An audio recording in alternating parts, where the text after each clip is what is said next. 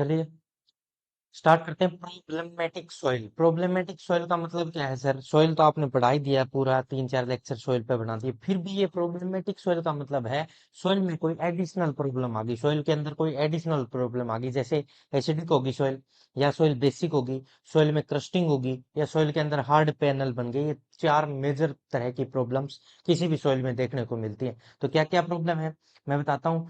Soil में जो problem है मेनली एडिशनल प्रॉब्लम आती है। कौन सी प्रॉब्लम आती है? एडिशनल प्रॉब्लम, एक्स्ट्रा जो नहीं होनी चाहिए वो ऐड हो जाए। एडिशनल प्रॉब्लम्स प्रॉब्लम्स आती हैं। कौन कौन सी एडिशनल प्रॉब्लम है सर? एडिशनल प्रॉब्लम्स में देखो, एसिडिक हो जाए सोइल, बेसिक हो जाए सोइल। जैसे फर्स्ट मैं बता रहा हूँ आपको, सोइल में एसिडिकिटी बढ़ गई तो एसिडिक सोइल होगी, एसिडिक सोइल, ठीक है सर, एसिडिक होगी। दूसरी कंडीशन वो बेसिक हो सकती है, उसमें सोल्ट की मात्रा बढ़ जाए तो बेसिक हो सकती है, बेसिक सॉइल हो सकती है, ठीक है सर। थर्ड प्रॉब्लम, सॉइल में क्रस्टिंग हो जाए, सॉइल क्रस्टिंग, ठीक है सर। और सॉइल के अंदर हार्ड पैनल बन जाए। फोर्थ जो प्रॉब्लम है वो हार्ड पैनल बनने की, हार्ड पैनल, हार्ड पैन बन जाए। तो ये 4 मेजर प्रॉब्लम है, 4 major problem, 4 major problem, 4 major problem है जो सोइल के अंदर देखने को मिली, ठीक है सर। ये 4 मेजर प्रॉब्लम है, इनको सॉल्व किया जा सकता है, हाँ कोई ना कोई तरीका है जिससे सॉल्व किया जा सकता है, परंतु ये इंपॉर्टेंट बहुत है। सोइल कोई भी हो वो इंपॉर्टेंट है हमारे लिए, इंपॉर्टेंट है। इंपॉर्टेंट है तो उसको कंज्यूम करने के लिए कोई ना कोई स्कीम बनानी पड़ेगी, कोई ना कोई प्रोसेस चलाना पड़ेगा। तो 2015 में एक स्कीम चलाई गई को इंटरनेशनल ईयर ऑफ सोइल बना दिया गया। International year, international year of soil. Sir इसमें क्या हुआ 2015 में? इसको जागरूक किया गया लोगों को, सोइल को बचाना है, उसको कंजर्व करना है, चाहे वो कैसी भी सोइल हो, उसमें किसी भी प्रकार की प्रॉब्लम हो, तो उसको जागरूक करने के लिए लोगों को 2015 में क्या किया गया? International year of the soil बना दिया गया। और ये किसके द्वारा बनाया गया? 68th union, 68th union of general assembly, general assembly के अंदर इसको 68th यूएन जनरल असेंबली के अंदर इसको 2015 को international year of the soil घोषित कर दिया गया। 2015 याद भी रखेंगे। एक और CSSRI, ये 1969 के अंदर बनाया गया था, और इसकी फुल फॉर्म है central central soil salinity, salinity research institute, research institute, central soil salinity research institute. और ये कहाँ स्थित है पता है तुम्हें? जब ये बनाया गया 1969 के अंदर, जब इसको बनाया गया था, ये हिसार हरियाणा के अंदर स्थित था। हिसार, हिसार हरियाणा, ठीक है सर। फिर अब वहां नहीं है, तो कहाँ चला गया? है तो हरियाणा के अंदर ही। अब रिसेंटली इसको, रिसेंट में ये हरियाणा के अंदर ही करनाल में है, हरियाणा में ही है, पर वहां से इसका मन नहीं लगा तो वहां से इसको उठा के कहाँ डाल दिया गया? करनाल में, करनाल हरियाणा के अंदर स्थित है। अब ये S CSSRI, central soil salinity research institute, central soil salinity research institute establish हुआ हिसार के अंदर 1969 में। पर इसका वहां पे प्रोसेसिंग नहीं चली अच्छे से, तो इसको करनाल में शिफ्ट कर दिया गया, हरियाणा के अंदर ही, ठीक है। तो ये सारी बातें मैंने बताई। एडिशनल प्रॉब्लम्स आने की वजह से सोइल है वो प्रॉब्लमेटिक हो चुकी है, उसमें कुछ ना कुछ प्रॉब्लम हो गई है, उसमें फसलों को अच्छे से उगाया नहीं जा रहा है, उसमें सॉल्ट की प्रॉब्लम आ गई है। सॉइल है वो साल्ट, साल्ट एक्यूमुलेट हो गया उसके ऊपर, एक्यूमुलेट, साल्ट एक्यूमुलेट हो चुका है, प्रॉब्लम शो कर रही है। तो जो क्रॉप है वो अच्छे से क्रॉप ग्रोथ नहीं कर पा रही, क्रॉप की ग्रोथ है वो रिटार्ड हो रही है, रिटार्ड, क्रॉप की ग्रोथ है वो रिटार्ड हो रही है, ठीक है, अच्छे से नहीं हो पा रही है। तो अब हमें क्या करनी पड़ेगी, इन प्रॉब्लम को सोल्व करना पड़ेगा। क्या ऐड करें कि ये चीज खत्म हो जाए। एसिडिक है कोई सॉइल, मान लो कोई सॉइल एसिडिक है, तो सर उसको उसमें बेस मिला दो ताकि न्यूट्रलाइज होने लगे। तो CaCO3, लाइम स्टोन चूना मिलाएंगे उसमें ताकि उसको न्यूट्रल की तरफ ले जाए। इसके जो पीएच है 7 के आसपास ही अच्छी होती है, 6.5 से लेके 7, या 6 से 7.5 तक ही अच्छी, 6.5 से 7.5 के बीच की जो रेंज है वो अच्छी मानी जाती है किसी भी प्लांट की ग्रोथ के लिए। तो सॉइल के अंदर बेस है तो उसमें एसिडिक न्यूट्रिएंट मिलाएंगे, एसिडिक है सॉइल तो उसमें बेसिक मिलाएंगे। ठीक है, उसमें कस्टिंग की प्रॉब्लम तो उसको सोल्व करेंगे, हार्ड पैनल बन गया तो उसको डिस्ट्रॉय करने की कोशिश करेंगे। अलग अलग विधियों से इसको प्रॉब्लम को सोल्व करेंगे। और 2015 को international year of the soil माना गया है, और 16th UN of the general assembly के द्वारा इसको घोषित किया गया। और 1969 के अंदर CSSRI, सेंट्रल सॉइल, क्या नाम है इसका, central soil salinity research institute इन हिसार में स्थापित हुआ, हिसार हरियाणा में, पर वहां से अब शिफ्ट करके इसको करनाल में पहुंचा दिया गया है। ठीक है, तो अब जो सॉइल की प्रॉब्लम्स हैं उनके बारे में फुल डिस्कशन करने जा रहे हैं। नेक्स्ट स्लाइड की तरफ बढ़ते हैं। यहाँ तक कोई डाउट है क्या किसी को? नहीं है तो आगे बढ़े। What is the meaning of problematic soil? Problematic soil का मतलब क्या है, देखिए देखते हैं, ध्यान से देखते चलेंगे भी। प्रॉब्लमेटिक सॉइल समझते हैं हर एक बात को डिटेल में। हाँ, तो what is the meaning of the problematic soil? Problematic soil का मतलब है वो सॉइल जिसमें एडिशनल प्रॉब्लम्स आ गई, अभी मैंने बताया, from the agricultural point of view, result of the circumstance of the its composition और change in the environmental condition. जो उसकी सोइल की कंपोजिशन है, एनवायरमेंटल कंडीशन है, उनमें कोई एडिशनल चीज ऐड होने की वजह से वो सोइल अपना जो फर्टिलिटी इफेक्ट थी वो अच्छे से नहीं दिखा पा रही है, इसी को प्रॉब्लमेटिक सोइल कहा जाता है। इसमें कोई डाउट नहीं है। तो उसमें क्या क्या कंडीशन बन जाएगी सर, वो प्रॉब्लमेटिक होने के कारण क्या क्या प्रॉब्लम नजर आ रही है? देखिए, फर्स्ट, वो एसिडिक सोइल नजर आएगी। सेकंड, वो अल्कलाइन नजर आएगी। थर्ड, उसमें क्रस्टिंग होती हुई नजर आएगी। फोर्थ, उसमें हार्ड पैनल बन जाएंगे। Are some of the major problem of the soil. चार मेजर प्रॉब्लम बता रहा है। एसिडिक हो जाए सॉइल, सॉइल में पीएच है वो 7 से कम चली जाए तो वो एसिडिक कहलाएगी। पीएच क्या हो जाए, 7 से कम, तो एसिडिक। तो मैं बता भी देता हूँ, जो एसिडिक होगी, एसिडिक, उसकी जो पीएच है वो लेस देन 7 मिलेगी। दूसरी है बेसिक, बेसिक जो सॉइल है उसकी पीएच है वो greater than 7 मिलेगी। ये दो, तो ये कंडीशन होगी सर, एसिडिक हो जाएगी तो पीएच 7 से कम, और बेसिक हो जाएगी 7 से ज्यादा। ठीक है सर। और सोइल क्रस्टिंग मतलब उसमें जो ऊपर की लेयर है वो ऊपर के ऊपर आने लगेगी, जो नमकीन पार्ट है वो ऊपर जमा होने लगेगा, सोइल की क्रस्टिंग होने लगेगी। हार्ड पैनल, वो सोइल बहुत ज्यादा हार्ड हो जाएगी, उसमें रूट है किसी भी प्लांट की, वो पेनिट्रेट नहीं कर पा रही किसी न किसी वजह से, वो हार्ड हो रही है, उसमें कले का अमाउंट बढ़ रहा है, तो ये सारी क्या कहला रही है, प्रॉब्लमेटिक सोइल है।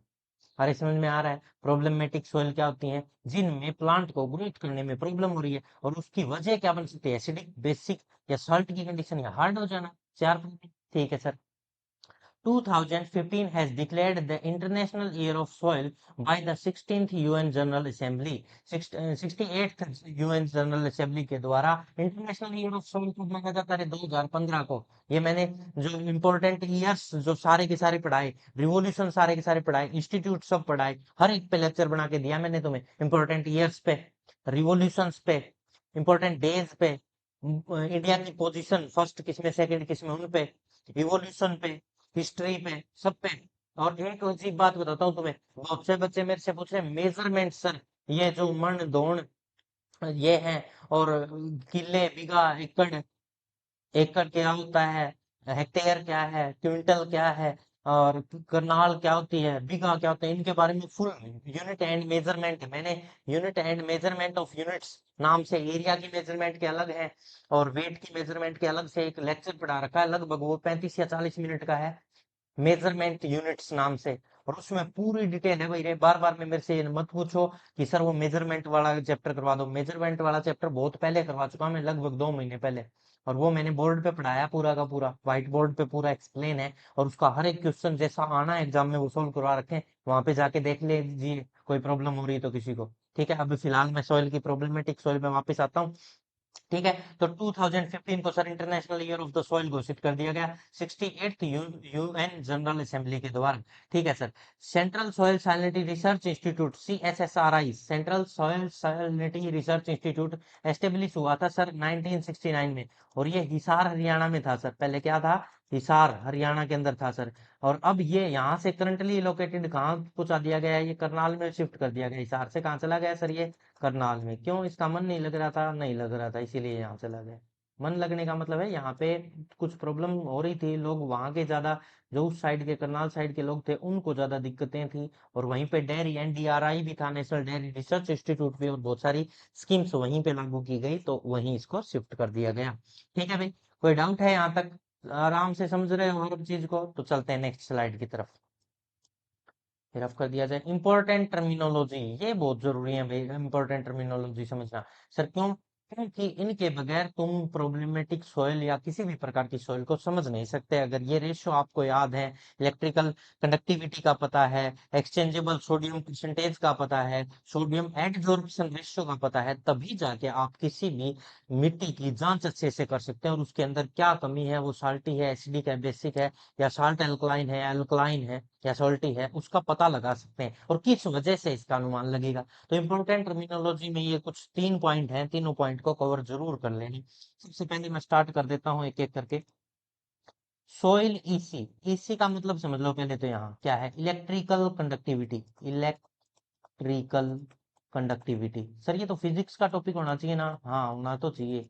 कंडक्टिविटी होना तो चाहिए, पर है यहाँ क्यों है? थोड़ा सा समझाता हूँ तुम्हें। इलेक्ट्रिकल कंडक्टिविटी का मतलब वही है, करंट का फ्लो होना, इलेक्ट्रॉन फ्लो करेंगे तो करंट बनेगा, उसको इलेक्ट्रिकल कंडक्टिविटी कहते हैं। हाँ बिल्कुल कहते हैं। पर सर यहाँ सॉइल के अंदर इसका क्या रोल है? इसका बहुत बड़ा रोल है।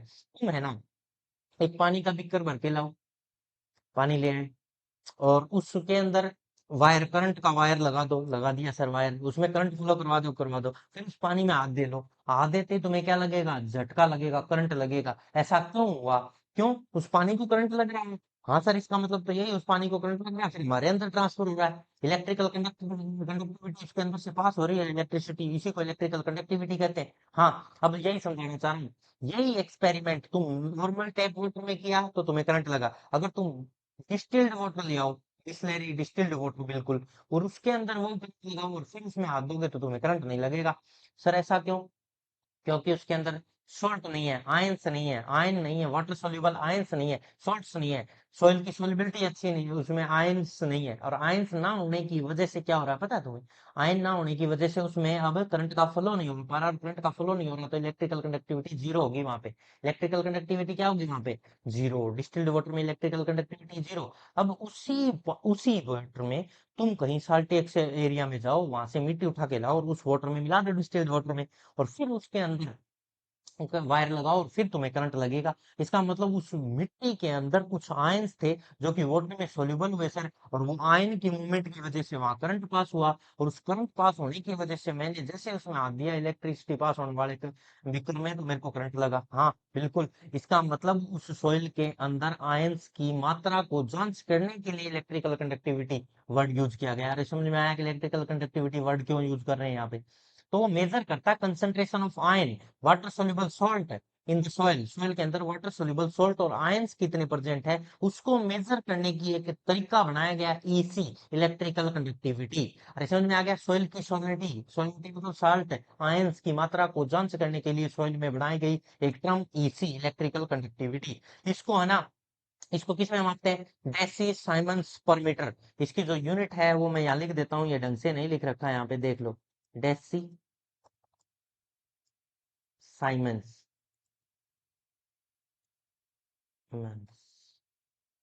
पर मीटर, या फिर इसी को डेसी की जगह मिली वर्ड भी यूज हो सकता है, मिली साइमेंस per metre. Deci siemens per metre या मिली साइमन पर यूनिट में इसको मापा जाता है। तो अब ये क्या लिख रहा है देख लो। It is the measure of the concentration of ion from water soluble salt ion. Soil के अंदर कितने वाटर सोल्यूबल सॉल्ट्स प्रेजेंट है। Our test result are indicative of soil salinity, और ये एक तरह से सोइल की सैलिनिटी को मेजर करने का तरीका है। It commonly expressed as a dS per m, मतलब डीएस पर एम का मतलब है डेसी साइमेंस पर मीटर, या फिर मिली moles siemens per centimetre, M M H O S centimetre. One deci deci siemens per metre equal है 1 मिली moles per centimetre. ठीक है, ये एक ही चीज होती है। हम इसको generally 1 deci siemens per metre में मापते हैं, 1 मिली मिली मोल पर सेंटीमीटर में नहीं मापते। ठीक है, तो डेसी साइमन्स पर मीटर ही यूनिट याद रखेंगे, इलेक्ट्रिकल कंडक्टिविटी की यूनिट याद होगी सभी को, इस पे भी क्वेश्चन आया हुआ है एक बार एग्जाम में। अब नेक्स्ट जो टर्म है, फर्स्ट टर्म सभी को क्लियर हो गया होगा। फर्स्ट क्या है, इलेक्ट्रिकल कंडक्टिविटी फुल डिटेल में समझ में आ गई। करंट कैसे पास हो रहा है, उसमें आयंस है तो करंट पास होगा, आयंस नहीं है तो करंट पास नहीं होगा। जितना ज्यादा करंट पास होगा उतनी ज्यादा इलेक्ट्रिकल कंडक्टिविटी, और इलेक्ट्रिकल कंडक्टिविटी जितनी ज्यादा होगी उतना ही सॉलिटी ज्यादा होगी उतना ही ज्यादा नुकसान होगा। तो इलेक्ट्रिकल कंडक्टिविटी तो कम होनी चाहिए सर। ये कितनी होनी चाहिए, एक से भी कम होनी चाहिए। अगर एक से दो के बीच में है तो थोड़ी सी खराब है, और भी दो चार, चार से ज्यादा तो बहुत ही ज्यादा डेंजरस कंडीशन में वो सॉइल बहुत ज्यादा हजार्ड्स है और नुकसानदेह है, उसमें किसी भी प्रकार की कोई क्रॉप नहीं उग सकती। ये एक से कम ही मिलनी चाहिए। ठीक है सर, एक डेसी साइमंस पर मीटर मिलनी चाहिए। ईएसपी, एक नेक्स्ट टर्म आ गई सर, सेकंड टर्म ईएसपी। ये क्या होता है, exchangeable sodium percentage. Exchangeable sodium percentage sir क्या होता है, देखो भाई मैं तुम्हें बताता हूँ।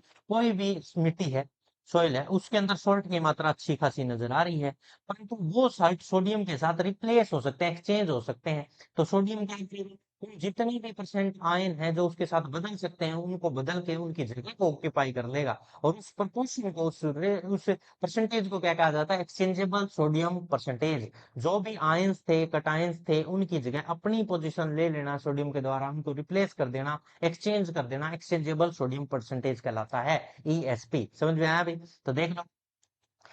ESP, the exchangeable sodium percentage, ESP, measure the proportion of cation exchange site occupied by sodium। जो cation exchange हुए उनकी जगह सोडियम ने कितनी जगह ऑक्यूपाई कर ली उसको बताता है ESP, exchangeable sodium potential percentage. ठीक है भाई। नेक्स्ट SAR, इसको थोड़ा सा ध्यान से पढ़ना रही, यहाँ पे गलती हो रही है लोगों से। ये रेड किया गया है, इसका कोई कारण है। तुम इसको पढ़ते हो सोडियम एब्जॉर्प्शन रेशियो, पर ये एब्जॉर्प्शन नहीं, ध्यान से देखो यहाँ लिखा एडजॉर्प्शन। एडजॉर्प्शन और एब्जॉर्प्शन में रात दिन का फर्क है। मैं तुम्हें बताऊं, मान लो ये कोई सरफेस है, ठीक है, इसके ऊपर पानी डाला और उसने उस पानी को अंदर एब्जॉर्ब कर लिया, उसके अंदर चला गया वो पानी, नजर नहीं आ रहा, इसके अंदर चला गया, वो एब्जॉर्ब हो गया। क्या हो गया, एब्जॉर्ब। और इसने उस पानी को अपने ऊपर ऊपर चिपका लिया, इसने अपने उस पानी को ऊपर ऊपर चिपका लिया, तो क्या हुआ, एडजॉर्ब। एडजॉर्ब होता है सरफेस फिनोमिना, ऊपर ऊपर चिपकाना। एब्जॉर्ब होता है ब्रूट फिनोमिना, उसके अंदर तक चला जाना किसी भी मॉलिक्यूल का, किसी मॉलिक्यूल का बिल्कुल अंदर डीपली किसी चीज के अंदर मिक्स हो जाना, अंदर चला जाना, बल्क फिनोमिना कहलाता है एब्जॉर्प्शन। और ऊपर चिपक जाना सरफेस फिनोमिना, वो होता है एडजॉर्प्शन। तो यहाँ लिखा है एडजॉर्प्शन, सरफेस फिनोमिना, ऊपर ऊपर चिपकने वाला। सोडियम है वो ऊपर चिपकेगा, किसी और आयन को बदल के उसकी जगह एडजॉर्ब हो जाएगा, उसको कहते हैं सोडियम एडजॉर्प्शन रेशियो, SAR। तो देखिए एडजॉर्प्शन समझ में आ गया, ऊपर चिपकना नहीं कि अंदर एब्जॉर्ब होना। Sodium adsorption ratio SAR is measure of the amount of sodium relative to calcium ion और magnesium ion. Calcium ion Ca+2 और Mg+2 की जगह Na+1 का सोडियम का आ जाना in water extract from the saturated soil paste. जो saturated soil का paste बनाया जाएगा उसके अंदर सोडियम एडजॉर्ब हो जाएगा, ऊपर चिपका रहेगा सॉइल की सरफेस पे, उसको कहते हैं सोडियम एडजॉर्प्शन रेशियो। कोई डाउट है। और एक्सचेंज करते दूसरे आयन को, कटायंस को, तो वो क्या था, एक्सचेंजेबल सोडियम परसेंटेज। और जो अगर वो सरफेस के ऊपर एडजॉर्ब हो जाता है कैल्शियम मैग्नीशियम के रिलेटिव उसके कंपैरिजन में, तो उसको कहते हैं सोडियम एडजॉर्प्शन रेशियो। तीनों टर्म क्लियर हुई, इलेक्ट्रिकल कंडक्टिविटी EC, ESP मतलब एक्सचेंजेबल सोडियम परसेंटेज, और SAR मतलब सोडियम एडजॉर्प्शन रेशियो। समझ में आई तीनों डेफिनेशन, क्लियर, बिल्कुल सही। आगे बढ़ जाऊं, कोई डाउट तो नहीं है, नहीं है। तो देखिए आगे बढ़ रहा हूँ नेक्स्ट स्लाइड की तरफ। छोटा सा चैप्टर है पर है बहुत मजेदार, समझने वाला। अब देखो ये सोइल दिखाई गई है यहाँ पे।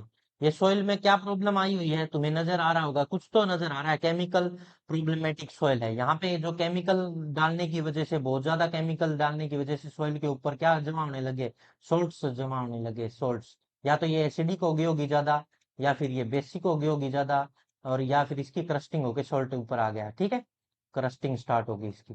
तो ऐसा नमक जैसा तुम्हें नजर आने लगेगा हर जगह, white white white white powder like. तो ये सोइल क्या हो चुकी है, सैलाइन हो चुकी है, इसमें किसी प्रकार की क्रॉप अच्छे से ग्रोथ नहीं कर सकती। जो प्रेसिपिटेशन था, जो मिनरल थे अब इसको सोल्व करने के लिए क्या किया जाए, या तो यहाँ पे बहुत ज्यादा फ्लडिंग की जाए, बहुत ज्यादा वाटर लगाया जाए जिससे कि ये लीचिंग हो जाए, नीचे चले जाए, या फ्लड के साथ ये बह के चले जाए यहाँ से। तो इस दो तरीके से इससे बचा जा सकता है, पर वो करने के लिए बहुत ज्यादा वाटर की रिक्वायरमेंट है। उन पे भी हम चर्चाएं करेंगे। फिलहाल जो केमिकल प्रॉब्लमेटिक सॉइल दिखाई गई है वो डायग्राम से तुम्हें ये समझ में आ रहा है कि इस सॉइल के अंदर किसी प्रकार की कोई क्रॉप ग्रोथ नहीं कर सकती, क्योंकि सर इसके ऊपर सॉल्ट की लेयर जमा हो चुकी है, और सॉल्ट की लेयर में अगर कोई प्लांट ग्रो करेगा तो वो विल्टिंग शो कर देगा, तुरंत जल जाएगा, उसके अंदर के मिनरल्स एब्जॉर्ब हो जाएंगे, और वो प्लांट वहां पे ग्रोथ नहीं कर पाएगा, वो तुरंत जल जाएगा, तो उसमें कोई सीड ग्रोथ ही नहीं कर पाएगा। ऐसी प्रॉब्लमेटिक सॉइल हो चुकी है। तो नेक्स्ट स्लाइड देखें, ये दिखाई दे रही है ना, ये स्लाइड देखो बस तुम। नेक्स्ट देखो, और भी अच्छे डायग्राम दिखाए गए हैं। यहाँ पे भी साल्टी कंडीशन नजर आ रही सर, दूर दूर तक नमक ही नमक नजर आ रहा है, बहुत दूर तक फैला हुआ है। चारों तरफ देखो कैसे कैसी सोइल नजर आ रही, बिल्कुल व्हाइट व्हाइट पाउडर जैसा, व्हाइट पाउडर बन गई, बिल्कुल व्हाइट पाउडर फॉर्म नजर आ रही सर, पाउडर्ड फॉर्म नजर आने लगी है। बिल्कुल ही प्रॉब्लमेटिक सॉइल है ये, इसमें किसी प्रकार की कोई भी वनस्पति, कोई प्लांट नहीं ग्रो कर पा रहे हैं अच्छे से। तो ये डायग्राम से समझ में आया भी प्रॉब्लमेटिक सॉइल में क्या स्थिति नजर आती है, दूर से देखने पे पता चल जाएगा। ये तो सच में ही प्रॉब्लम में है सॉइल कोई। Salt affected soil, salt affected soil के बारे में चर्चाएं कर लेते हैं। साल्ट अफेक्टेड सॉइल जो डायग्राम देखे तुमने, ये साल्ट अफेक्टेड थे, सारे केमिकल से अफेक्टेड और सॉल्ट से अफेक्टेड। और इसके बाद सॉल्ट अफेक्टेड सॉइल में क्या क्या बातें तुम्हें देखने को मिलेगी वो सुन लीजिए। जो डायग्राम देख चुके हैं, अब इससे आगे हम बातें कर रहे हैं, क्या नजर आ रहा है वहां पे। साल्ट अफेक्टेड सॉइल, पहली बात तो सर साल्ट अफेक्टेड सॉइल है, उसमें क्या हो गया कि वो साल्ट से अफेक्टेड है। पहली बात सुनो, साल्टी या एल्कलाइन मिलेगी, पहली बात तो साल्टी है वो एल्कलाइन मिलेगी, वो कभी एसिडिक नहीं होगी। एसिडिक वर्ड यूज होगा तो वहां साल्ट वर्ड यूज मत कर देना। कोई भी क्वेश्चन आए तो उसमें देख लेना, अगर वो एसिडिक पूछ रहा है तो साल्ट वाला ऑप्शन पे तुरंत कट मार देना, वो हो ही नहीं सकता आंसर, क्योंकि सॉल्ट जहां है वहां एसिड की बात ही नहीं होगी। सॉल्ट है वहां एल्कलाइन नेचर, बेसिक नेचर, या क्षारीय, हिंदी में कहूँ तो क्षारीय शब्द यूज होगा। ठीक है सर, इसमें किस किस के साल्ट आएंगे, सोडियम के सॉल्ट हो सकते हैं, पोटेशियम के सॉल्ट हो सकते हैं, मैग्नीशियम के, कैल्शियम के, क्लोराइड के, कार्बोनेट्स, बाइकार्बोनेट, सल्फेट, फॉस्फेट, ये सारे सॉल्ट हो सकते हैं सर इसके अंदर। ठीक है, तो सर इसको कैसे सैलाइन सॉइल या सोडिक सॉइल बोलते हैं इसको, इस तरह की जिसमें सॉल्ट एक्यूमुलेट हो गए हैं, sodium, potassium, calcium, magnesium, chloride, carbonate, bicarbonate वगैरह वगैरह के जो सॉल्ट डिपॉजिट हो गए हैं, उस सॉइल को सैलाइन या सोडिक सॉइल बोला जाता है। ठीक है सर, ये सॉइल कहाँ मिलती है, किस एरिया में इस तरह की सॉइल देखने को मिलती है, ये एरिड और सेमी एरिड एरिया, जो शुष्क या अर्ध शुष्क क्षेत्र होते हैं, जैसे रेगिस्तानी एरिया है, वहां पे तुम्हें ये देखने को मिलती है। रीजन, क्योंकि वहां इवोपरेशन और ट्रांसपिरेशन बहुत ज्यादा होते हैं, तो प्रेसिपिटेशन ऑफ सॉइल के ऊपर जो प्रेसिपिटेट है साल्ट एक्यूमुलेट होना स्टार्ट हो जाता है। समझ में आया, तो अब इसको मैं पढ़ा देता हूँ क्या क्या बातें हैं। देखिए भाई, the salt affected soil occur in arid, शुष्क और सेमी एरिड मतलब अर्ध शुष्क रीजन क्षेत्रों में पाई जाती है, वेयर इवेपोरेशन और ट्रांसपिरेशन ग्रेटली एक्सीड प्रेसिपिटेशन। जो इवेपोरेशन और ट्रांसपिरेशन है वो बढ़ावा देते हैं किसको, प्रेसिपिटेशन ऑफ सॉल्ट्स को। ठीक है sir, the accumulation of ions, जो आयंस है वो एक्यूमुलेट होते जा रहे हैं सोइल की सरफेस के ऊपर, कोजिंग सालिनिटी, और उनकी वजह से ये सालिनिटी नमकीन सोइल होने का कारण बन रहा है। और अल्केलिनिटी, इसको अल्केलिनिटी क्या कहूँ, अल्केलिनिटी या सालिनिटी दोनों वर्ड यूज किए जा सकते हैं, क्योंकि सालिनिटी वर्ड जहां साल्ट वर्ड होगा वहां अल्काइन, अल्काइन मतलब बेसिक, एल्काइन का मतलब होता है बेसिक, एल्काइन, एल्काइन, एल्काइन लिख देता हूँ, एल्काइन गलत लिखा गया वैसे तो, एल्काइन मतलब मैं डायरेक्ट लिख देता हूँ बेसिक, या हिंदी में लिख देता हूँ क्षारीय, क्षारीय हो जाती है, एसिडिक या अम्लीय नहीं रहती वो। ठीक है सर, इंक्लूडिंग इसमें जो सोल्ट है वो किस किस के, सोडियम के Na+, ठीक है सर, और पोटेशियम K+, और magnesium Mg+2, calcium Ca+2, chloride Cl-1, carbonate CO3 2 minus, bicarbonate HCO3 minus, bicarbonate, carbonate, chloride, calcium, magnesium, potassium, sodium, इन सभी के सोल्ट वाटर एक्यूमुलेट हो जाते हैं, जिस वजह से सोइल है सॉल्टी और अल्कलाइन होती है। The salt affected soil can be primarily classified as saline या सोडिक, सैलाइन सोइल कहेंगे या सोडिक सॉइल उसको बोला जाएगा, जिसमें जिस ब्रांच में क्लासिफाई करके उसको सैलाइन या सोडिक सॉइल कहेंगे, जिसमें सॉल्ट अफेक्टेड सॉइल है। यहाँ तक कोई डाउट है किसी को? नहीं है तो नेक्स्ट स्लाइड की तरफ बढ़ते हैं। एक एक बात साथ साथ याद हो जाएगी, इतना टफ लेक्चर ही नहीं है। नेक्स्ट लेक्चर की तरफ बढ़ते हैं। ये पूरा चार्ट, इतना इसको इतना डीपली पढ़ने की वजह एक आगे चार्ट है, उसमें बस जहां से क्वेश्चन मैं बता दूंगा, फिर भी मैं तुम्हें पढ़ा रहा हूँ, इससे सारे क्वेश्चन रखो। मैं आगे दिखाता हूँ तुम्हें। इन दोनों चार्ट को ना पढ़ के इतना भी पढ़ लोगे ना, इतना सा ये चार्ट जो तुम्हारे सामने अभी नजर आ रहा है तुम्हें, ये टेबल, इतनी सी पढ़ लोगे तो भी सारे क्वेश्चन ठीक हो जाएंगे। परंतु फिर भी मैं तुम्हें वो पढ़ा रहा हूँ एक बार। टाइम वेस्ट कर रहा हूँ? नहीं, कुछ ना कुछ तो बात है, क्यों पढ़ा रहा हूँ, रीजन तो है ही कोई। देखो क्यों। करते हैं इसको स्टार्ट। देखिए तो स्टार्ट करता हूँ। सबसे पहले अब सोइल का क्लासिफिकेशन कर दिया गया, कौन सी सैलाइन है या एल्कलाइन है या सैलाइन अल्कली है। इस तरह से सोइल को, या सोडिक है, ऐसे अलग अलग टाइप में सोइल को डिवाइड किया गया। और कहाँ पे मिलती है, ईसी कितना, उसका ईएसपी कितना है, ईएसआर कितना है, तो सबके रिक्लेमेशन मतलब होता है, रिक्लेमेशन का मतलब उसको ठीक कैसे किया जा सकता है, वो सारी चर्चा है। तो चलिए स्टार्ट करते हैं। पहले सेलाइन अभी पढ़ गए हैं। सेलाइन सोइल या व्हाइट एल्कली, व्हाइट एल्कली अभी दिखाई दे रहा था ना, called white alkali soil because surface crust of the white salt. ये कह रहा है सेलाइन सोइल को व्हाइट एल्कली भी कह दिया जाता है, और व्हाइट एल्कली सोइल को इसलिए कहा जाता है क्योंकि जो उसकी क्रस्ट है, ऊपरी लेयर है, वो बिल्कुल व्हाइट सॉल्ट की वजह से बिल्कुल व्हाइट सफेद नजर आ रही है, इसलिए उसको crust, surface crust of the white salt कहा जाता है, इसलिए व्हाइट एल्कली भी नाम पड़ गया किसका, सेलाइन सोइल का। बिल्कुल ठीक है। प्रोसेस इसके बनने का प्रोसेस है सेलिनाइजेशन। सेलिनाइजेशन क्या होता है सर? सिलिका का डिपोजिट होना। डिसेलिनाइजेशन सिलिका का हटना, सेलिनाइजेशन सिलिका का डिपोजिट होना। ठीक है। ये मैं सॉइल फॉर्मेशन में फर्स्ट लेक्चर, हमारे 4 लेक्चर पहले हो चुके हैं सॉइल के, और ये 5वां लेक्चर है। उसमें जो पांच चारों लेक्चर है ना, उनके अंदर से सबसे फर्स्ट लेक्चर, उसके अंदर मैंने सॉइल फॉर्मेशन के कुछ 10-12 डेफिनेशन बताई थी। उनमें सेलेनाइजेशन था, सिलिका का डिपॉजिट होने का कारण बना था, और उसी वजह से ये सेलेनाइज सॉइल या व्हाइट अल्कली सॉइल पैदा होती है।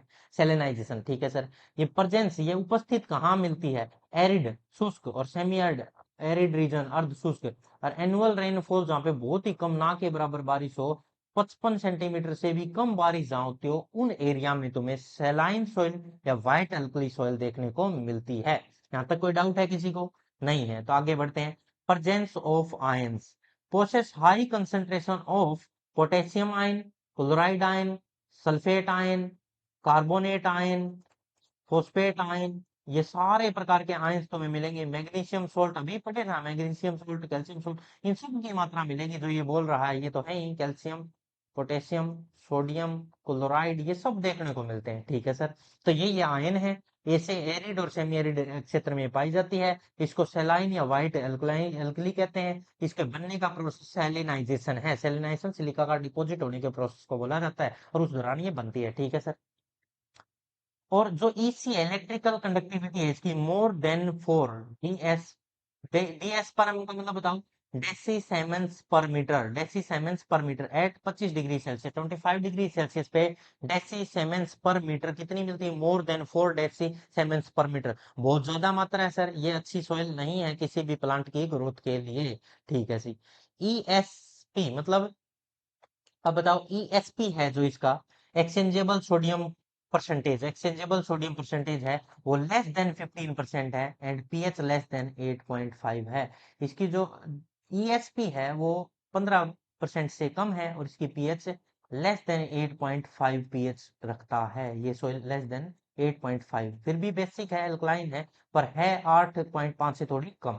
ठीक है। इसको रिक्लेम, इसको ठीक कैसे किया जा सकता है सर? इससे बचना है, अगर इस सैलिनिटी को या इससे जो अल्कली हो चुकी सॉइल, इससे बचने के लिए क्या करें ताकि इसमें ये सोल्ट हैं ये यहाँ से भाग जाएं या यहाँ से चले जाएं, तो क्या करें? सबसे पहला फ्लडिंग, फ्लडिंग मतलब बाढ़, पानी को पूरे को भर दो ताकि धीरे धीरे धीरे धीरे लीचिंग होकर वो जो सोल्ट ऊपर एक्युमुलेट हुए वो नीचे नीचे नीचे नीचे चले जाएं मिट्टी के अंदर। ठीक है सर। फ्लडिंग या लीचिंग एक प्रोसेस है। दूसरा, removal of excess salt to a desire level in the root zone, ताकि वो जो रूट को रूट है वहां तक चले जाए फ्लडिंग या लीचिंग के थ्रू। एक तो ये मेथड है। नोट, स्टार लगाया गया है। आप सेलाइन सोइल के अंदर जिप्सम का यूज नहीं कर सकते। सर जिप्सम क्या होता है? पहले तो हमें तो यही नहीं पता जिप्सम है क्या। चलो जिप्सम बताता हूँ। जिप्सम होता है CaSO4.2H2O, ये फार्मूला होता है। CaSO4.2H2O, ये फार्मूला होता है। अगर इसके सॉल्ट को तुमने उसमें डाल दिया, किस में डाल दिया, उस सॉइल में डाल दिया जिसमें सेलाइन सॉइल थी या व्हाइट एल्कली थी, उसमें ये डाल दिया, तो इसमें क्या जाएंगे, सल्फेट आयन जाएंगे सर, CaSO4। और सल्फेट आयन जो CaSO4 माइनस है, वो तो इसकी पहले जो प्रेजेंस थी, सी की प्रेजेंस की वजह से तो ये साल्टी थी।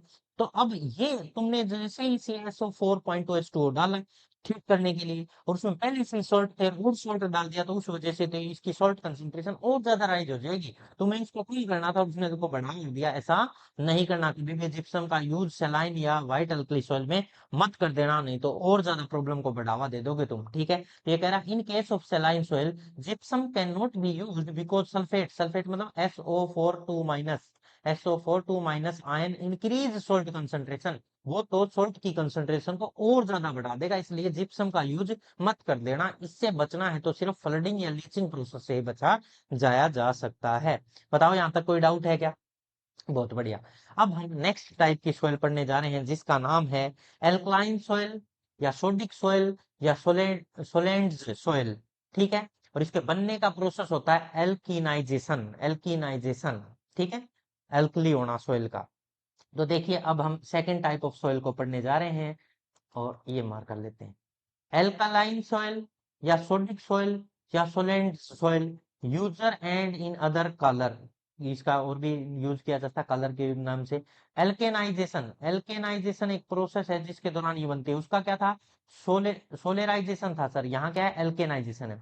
ये भी सेमी एरिड अर्ध शुष्क एरिया और ह्यूमिड एरिया में मिलती है, जहाँ पे एनुअल रेनफॉल पहले वाले से सलाइन सोइल से ज्यादा है। वहां 55 सेंटीमीटर से कम था, यहाँ 55 सेंटीमीटर से लेके 90 सेंटीमीटर तक जो रेनफॉल है वो हो सकता है उस एरिया में जहाँ ह्यूमस बहुत ज्यादा होता है। अर्ध शुष्क एरिया जिसको बोला जाता है, वहां पे ह्यूमिडिटी ज्यादा हो, उस क्षेत्र में एल्कलाइन सोइल या सोडिक सोइल देखने को मिलती है। ठीक है, contain CaCO3 calcium carbonate in the profile in some form में मिलता है, and constant hydrolysis of CaCO3 sustain the release of OH ion. जो वाटर की सप्लाई इसमें कांस्टेंट होती रहती है, बारिश अच्छी खासी ठीक ठाक ही है 55 से 90 सेंटीमीटर, तो जो वाटर है उसका हाइड्रोलाइसिस स्प्लिटिंग वाटर का टूटना होता है, और उस दौरान वाटर में से H प्लस और OH माइनस आयन निकलते हैं, तो उस दौरान OH माइनस निकलता है। और OH माइनस के निकलने की वजह से बताओ, OH है ये बेसिक नेचर को बढ़ा देता है, हाँ सर ये बेसिक, और बेस की जो पीएच होती है वो ग्रेटर देन 7 होती है, इसी वजह से जो पीएच है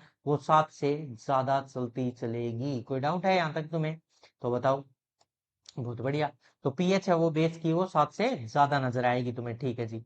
मोर देन 15%, देखो यहाँ पे अब बात ये, तो पीएच ज्यादा होगी क्योंकि वाटर है वो स्प्लिटिंग होता है, हाइड्रोलाइसिस होती है और उससे OH निकलता है, OH की वजह से यहाँ या सॉल्ट के कॉम्बिनेशन की वजह से ये अल्कलाइन नहीं हुई है या सोडिक नहीं हुई है, यहाँ पे OH माइनस आयन आ रहा है, उसकी वजह से पीएच 7 से ज्यादा हो गई है।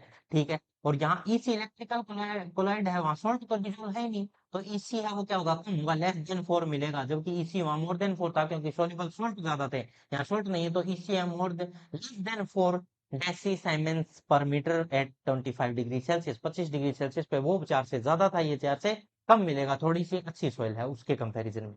मोर देन 15% EHP है, वहां लेस देन 15% था। जो सोडियम, सोडियम का जो एक्सचेंजेबल पोटेंशियल था वो वहां कम था 15 से, यहाँ 15 से ज्यादा है। और पीएच वहां 8 से कम थी, यहाँ पीएच क्या है, ज्यादा है, यहाँ पे पीएच ज्यादा है क्योंकि OH बेसिक आयन कंसंट्रेशन है, और पीएच 8.5 से लेके 10 तक जा सकते हैं। जो सोडिक एल्कलाइन सॉइल होती है उसकी पीएच 8.5 से 10 तक, 8.5 से ग्रेटर होती है, ज्यादा होती है, लगभग 10 तक भी चली जाती है, समझ में आया? और इसमें जो ESP एक्सचेंजेबल सोडियम पोटेंशियल होता है वो भी ज्यादा हो जाता है, 15% से भी ज्यादा। तो इसको कंट्रोल कैसे करें सर? इसमें हाँ, अब OH माइनस उसको न्यूट्रलाइज करना, नहीं कि किसी और चीज को, तो जिप्सम मिला दो, जिप्सम से इसको रिक्लेम किया जाता है। आयरन पायराइट मिला दो तो हो जाएगा। ग्रेन मैन्योर से भी इसको सोल्व किया जाता है। Cultivation of salt tolerant crop, जो सॉल्ट में टोलरेंट क्रॉप है जैसे कि मेज है, बाजरा है, जो साल्टी क्षेत्र में उग सकती हैं, उन क्रॉप को उगाने की कोशिश करो। ठीक है, तो इससे बचा जा सकता है, रिक्लेमेशन किया जा सकता है, भरपाई की जा सकती है। तो ये दोनों टाइप समझ में आया क्या? सेलाइन सॉइल व्हाइट एल्कली, और दूसरी अल्कलाइन सॉइल या सोडिक सॉइल जिसको बोलते हैं, दोनों समझ में आए। उसका बनने का प्रोसेस सेलेनाइजेशन था, इसके बनने का एल्केनाइजेशन प्रोसेस है। यहाँ तक कोई डाउट है किसी को? नेक्स्ट स्लाइड की तरफ बढ़ सकता हूँ? बिल्कुल बढ़ सकता हूँ, आगे बढ़ रहा हूँ। हर एक बात कवर करा के दूंगा, कोई भी पॉइंट नहीं छोड़ूंगा। ठीक है, इसको एक साइड करो, अब इसको ऊपर करो। और भी सॉइल हैं जिसके जो टाइप बचे हैं, इनको भी पढ़ा दिया जाए बिल्कुल डिटेल में। तो देखना आ जा रहे नीचे। अब ये नहीं आ रहा यार। हाँ, ठीक है यार, जो भी है देखते हैं। Calcareous soil, alkyne basic soil. Calcareous मतलब होता है कैल्शियम कार्बोनेट, CaCO3 का बहुत ज्यादा अमाउंट होना, इनफ हो जाना, वो क्या कहलाता है? कैलकेरियस। पथरीली मिट्टी जो सॉइल होती है, पत्थरी, जो कैल्शियम कार्बोनेट के पत्थर चूना मिलता है जिसमें ज्यादा। ठीक है। प्रेजेंस ये लगभग कहीं भी मिल सकती है, ऐसा कुछ भी नहीं है, ज्यादातर राजस्थान में देखने को मिलती है कैलकेरियस सॉइल। और कैलकेरियस अमाउंट तो हमें जलोढ़ मिट्टी में भी देखने को मिलता है, जो कि यूपी में बहुत ज्यादा है। पर ज्यादातर ये रेगिस्तानी एरिया में। Enough free calcium carbonate, CaCO3 बहुत ज्यादा मात्रा में होता है। तो बताओ, कैल्शियम कार्बोनेट मतलब सॉल्ट है तो पीएच बढ़ेगी या घटेगी? बढ़ेगी सर, सॉल्ट तो बेसिक नेचर के होते हैं। तो पीएच 7 से नहीं, ज्यादा तो नहीं है, 7 से क्या 8.5 से भी ज्यादा है। और इसी इलेक्ट्रिकल जो कंडक्टिविटी है वो 1.74 डेसीसाइमंस पर मीटर एट 25 डिग्री सेल्सियस पे देखने को मिलती है। यहाँ तक कोई डाउट है किसी को? नहीं है, तो आगे बढ़ते हैं। Sulphuric acid can be used instead of gypsum. Gypsum को की जगह, यहाँ जिप्सम देखो, जिप्सम में खुद में SO4 है, सोल्ट है, इसमें भी सोल्ट है, CaCO3, तो उसकी जगह में सल्फ्यूरिक एसिड। देखो, मैं थोड़ा सा तुम्हें एक बात बताना चाहूंगा। इसमें क्या ज्यादा है? ये सोल्ट ज्यादा है। और ये सोल्ट किस नेचर का है? बेसिक नेचर का है। ये सोल्ट किस नेचर का है? बेसिक नेचर का है। बेस को सोल्व करने के लिए एसिड लाऊं ना, न्यूट्रल करने के लिए? हाँ। इसीलिए यहाँ एसिड का यूज किया गया। कौन सा एसिड? Sulphuric acid. फार्मूला क्या था सल्फ्यूरिक एसिड का? H2SO4, sulphuric acid. ठीक है। यहाँ तक कोई डाउट है किसी को? बेस को न्यूट्रलाइज करने के लिए कैलकेरियस एल्कलाइन सोइल में एसिड का यूज किया गया है। जिप्सम का करेंगे तो वो खुद बेसिक हो जाता है, बेसिक नहीं था, और बेसिक कर देता, सोइल को नुकसान करता, इसलिए एसिड मिला के उसको न्यूट्रलाइज करने की कोशिश कर रहे हैं। समझ में आया भाई यहाँ तक? बहुत बढ़िया, आगे बढ़ते हैं। नेक्स्ट। अब बात करते हैं सैलाइन अल्कली या सोडिक सॉइल। सैलाइन अल्कली या sodic soil form a result of salinization and alkalinization. Saline alkali इकट्ठा नाम है, सैलाइन नहीं है, अल्कली नहीं है, सैलाइन अल्कली सोडिक सॉइल है, जिसको सैलिनाइजेशन और एल्केनाइजेशन दोनों से बनी है। ये एरिड और सेमी एरिड क्लाइमेट में मिलती है। इट एक्सेस सोल्यूबल सॉल्ट होते हैं, इसमें ज्यादा सोल्यूबल सॉल्ट होते हैं, तो इसकी पीएच 7 से 8.5 से भी ज्यादा चली जाएगी। ठीक है। और कभी कम भी हो जाएगी, दोनों कंडीशन होगी। Downward then the soil become similar to the sodic soil. अगर इससे एक्सेस हो जाए तो वो एल्कलाइन हो जाती है, और उससे कम हो जाए तो वो सोडिक सोइल हो जाती है। ठीक है sir. Soluble salt content is more than 0.1। इसका जो सॉल्ट का कंसेंट्रेशन, सोल्यूबल सॉल्ट है, वो ज्यादा 0.1% से। पीएच वेरिएबल होती है, कभी तो 8.5 से ज्यादा और कभी कम।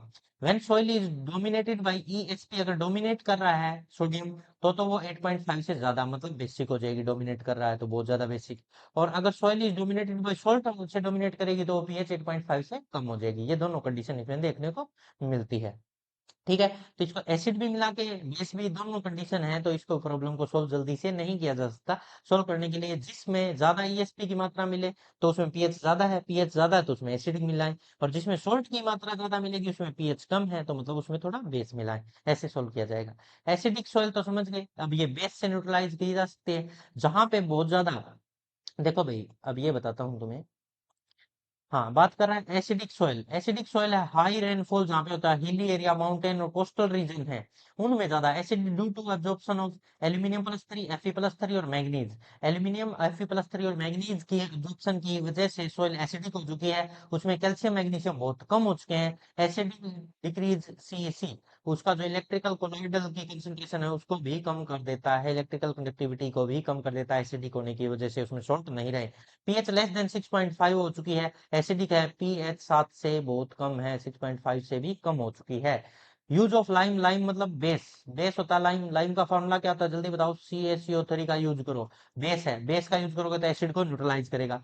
बेसिक स्लैग बिल्कुल। Use of calcium ammonium nitrate, ये भी बेसिक नेचर का। यूज सिट्रेट, ये भी basic nature. Soluble phosphatic fertilizer, DCP और TCP। Di di calcium phosphate और tri calcium phosphate. Potassium fertilizer use करूँ जो कि इसको न्यूट्रलाइज करेगी, जो बेसिक सोल्ट्स हैं सारे के सारे मिलाओ ताकि उसको एसिडिटी से न्यूट्रलाइज करके 7 के आसपास, 7.5 के आसपास उसकी पीएच लाई जाए और वो सोइल किसी भी प्लांट के ग्रोथ के लिए फेवरेबल बन सके। इसलिए ऐसा किया जा रहा है। बताओ, एसिडिक सोइल को भी सॉल्व कर दिया हमने, उसकी प्रॉब्लम को भी सॉल्व कर दिया। इस तरह से हमने ये चारों पांचों टाइप की सोइल को पढ़ लिया है जो कि प्रॉब्लमेटिक सोइल है। आगे बढ़ते हैं नेक्स्ट स्लाइड की तरफ। जो इंपॉर्टेंट चार्ट है इसमें से निकाला गया छोटा चार्ट बनाया गया वो देख लीजिए। Parameter of different problematic soil का पैरामीटर कंप्लीट हो चुका है। अब हम कुछ बातें देख रहे हैं जो इंपॉर्टेंट है, देखिए जरा। हाँ, तो आगे बढ़ते हैं। सॉइल, उसकी पीएच, ईसी, ईएसपी, एसएआर। तो देखो, सबसे पहले यहाँ पे लिखा हुआ है सॉइल, कौन सी सॉइल की बात चल रही है वो बताएंगे, कौन सी टाइप की है, उसकी पीएच कितनी है, उसका electrical conductivity deci siemens per metre में कितनी है 25 degree Celsius, exchangeable sodium potential percentage कितनी है, और उसका जो रेशियो है एड्जॉर्प्शन सोडियम एड्जॉर्प्शन रेशियो कितना है। ठीक है, जो सोडियम एड्जॉर्प्शन रेशियो और ईएसपी होता है वो किस में देखे जाते हैं ये भी ध्यान रहेगा। यहाँ 13 की जगह 15 भी लिख सकते थे, कोई बड़ी बात नहीं है, 13 लिख दिया तो भी चलेगा। देखिए, सेलाइन जो सोइल है, सेलाइन है, उसके अंदर सोल्ट बहुत ज्यादा है, सोल्ट बहुत ज्यादा है तो ईसी ज्यादा मिलेगा सर। सोल्यूबल सोल्ट है, इसके अंदर क्या है, सोल्यूबल सोल्ट है, तो इलेक्ट्रिकल कंडक्टिविटी करंट बहुत जल्दी पास होगा, तो 4 से ज्यादा, ये तो समझ गया सर मैं। और पीएच सोल्ट है तो सर फिर भी ये पीएच 8.5 से कम क्यों है। देखो, इसमें सोल्यूबल सोल्ट ज्यादा है, सोडियम जो सोल्ट है वे कम है, तो उस वजह से इसकी जो पीएच है वो 8.5 से कम है। ईएसपी सोडियम जो एक्सचेंजेबल पोटेंशियल वो भी कम मिलेगा, और एब्जो एडजॉर्प्शन रेशियो भी कम मिलेगा, क्योंकि इसमें सोल्यूबल सोल्ट है ना कि जो सोडियम जैसे सोल्ट इसमें एक्यूमुलेट होंगे। ठीक है, तो इसलिए इसके अंदर इलेक्ट्रिकल कंडक्टिविटी तो हाई फाई मिलेगी। ठीक है सर, 4 डेसी साइमेंस पर मोल से भी ज्यादा, और इसकी पीएच भी कम होगी, इसकी ईएसपी भी कम होगी, इसकी एसएआर भी कम होगी। ठीक है, एल्केलाइन है, एल्केलाइन है सर, इसमें सोल्यूबल सोल्ट नहीं है, सोल्यूबल सोल्ट नहीं है पर सोल्ट है, तो इसकी पीएच तो फिर बढ़ जाएगी। हाँ, इसकी पीएच भी बढ़ जाएगी, इसका सोडियम का एड्जॉर्प्शन और सोडियम का एक्सचेंजेबल आयन भी दोनों चीजें बढ़ जाएंगी। हाँ, पर इसकी sir electrical conductivity soluble ion नहीं, तो करंट पास कम होगा, तो 4 से कम मिलेगी। ये देखो, जो ईसी वो 4 से कम ज्यादा में देखा जाता है, पीएच 8.5 के आगे पीछे देखी जाती है, ईएसपी वो 15 के आसपास, एसएआर वो 13 के आसपास। पहले तो ये याद रखें, एसएआर 13 से ज्यादा कम, 13 से ज्यादा कम, ईएसपी 15 से ज्यादा या कम या बराबर में देखा, ईसी 4 के कंपैरिजन में देखा, पीएच 8.5 के कंपैरिजन में देखी जाती है। वहां ऑप्शन वैसे क्लियर हो जाएंगे बहुत सारे, तो ठीक है सर। एल्कलाइन भी सोल्व होगी, सेलाइन और एल्कलाइन इसमें सर 8.5 से ज्यादा भी हो जाती है, कम भी, वो डिपेंड करता है किस टाइप की सोइल है। ठीक है, और बाकी सभी चीजें ज्यादा होती है क्योंकि इसमें सोल्ट भी सोल्यूबल है तो ज्यादा, और सोडियम भी का एड्जॉर्प्शन भी और एक्सचेंज भी बहुत ज्यादा होता है। जो सेलाइन अल्कलाइन होती है ना उसमें हर चीज ज्यादा होती है, पर पीएच फ्लक्चुएट होती रहती है, वेरिएबल 8.5 से ज्यादा भी होगी कम भी होगी। समझ में आया अभी। सेलाइन वाली में सब कुछ कम होता है, अल्कलाइन वाली में सब कुछ ज्यादा होता है। सेलाइन अल्कली में पीएच को वेरिएबल करके सब ज्यादा होता है। बस ईसी की बात ध्यान रखें, सेलाइन में ज्यादा होता है और सेलाइन अल्कली, सेलाइन जिसमें भी वर्ड यूज होगा उसमें ईसी 4 से ज्यादा, और जिसमें सेलाइन वर्ड यूज नहीं होगा उसमें ईसी 4 से कम। सिंपल सी बात याद रखने की ये है। हो जाएगा याद पूरा टेबल चार्ट, बिल्कुल बढ़िया। और ये एक बात बताऊं, इस टेबल से क्वेश्चन आता है, जो कि ऊपर इतनी बड़ी टेबल पड़ी है उससे क्वेश्चन नहीं आता, और यहाँ से आते रहते हैं हर बार। बहुत सिंपल से क्वेश्चन ज्यादा पूछे जा रहे हैं और हर बार आ रहे हैं ऐसे, तो भाई देख लेना, अभी दिखाऊंगा तुम्हें बहुत सारे आए हुए क्वेश्चन भी। नेक्स्ट स्लाइड की तरफ बढ़ते हैं, और उसमें क्या दिया गया है देखिए जरा। Sodicity hazards of the irrigation water, irrigation water में जो सोडिसिटी उसकी वजह से क्या क्या नुकसान हो रहा है उसके बारे में कुछ चर्चाएं। ठीक है, तो देखिए जरा। वाटर की क्लास दी गई है S1 S2 S3 S4, 4 क्लासें दी गई है। SAR दिए गए में कितना ज्यादा कम ज्यादा होना चाहिए, और जिसके वजह से क्या उसमें वो फसल के लिए अच्छा है या नहीं है, रिमार्क क्या क्या है। ठीक है, चलिए वाटर क्लास S1 की बात करते हैं। लो सोडियम हजार्ड्स, जिसमें सोडियम का अमाउंट कम हो।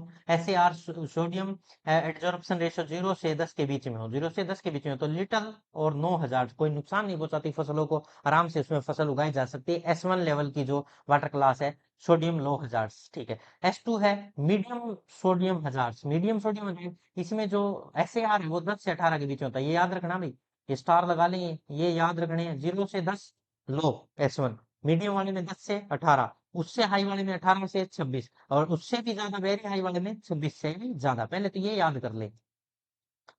हाई वाले में 18 to 26, मीडियम वाले में 10 to 18, और वेरी हाई वाले में ग्रेटर देन 26। ये याद हो गया, S1 S2 S3।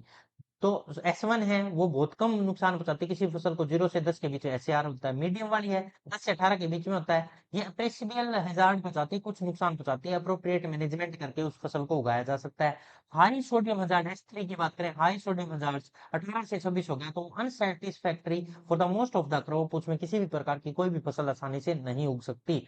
और S4 very high sodium hazard जो नुकसान पहुंचा रहा है, ग्रेटर देन 26 हो जाए अगर SAR की वैल्यू, तो सेटिस्फैक्ट्री, वो किसी भी प्रकार की क्रॉप उसमें उग ही नहीं सकती, उसमें ग्रोथ हो ही नहीं सकती, सीडलिंग ही नहीं उभरेगा उसमें, ऐसी सॉइल है वो, इतनी ज्यादा सोडियम की हैजार्ड्स कंडीशन है। तो समझ में आ गई भी सभी को।